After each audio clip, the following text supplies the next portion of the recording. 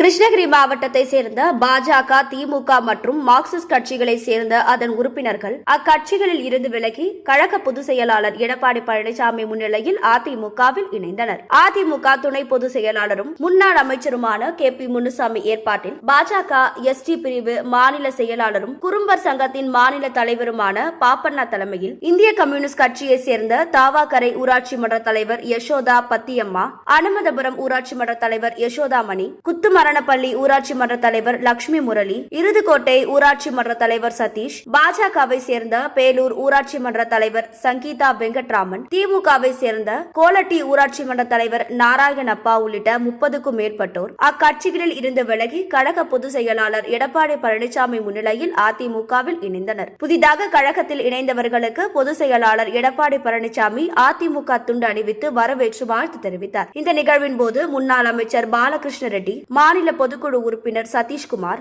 முன்னாள் சட்டமன்ற உறுப்பினர் ராஜேந்திரன், ஒன்றிய செயலாளர்கள் பாபு, பொய்யூர் ரவி, ஜெயபால், நகர கழக செயலாளர் விமல்குமார் உட்பட கழக நிர்வாகிகள் பலர் உடனிருந்தனர்.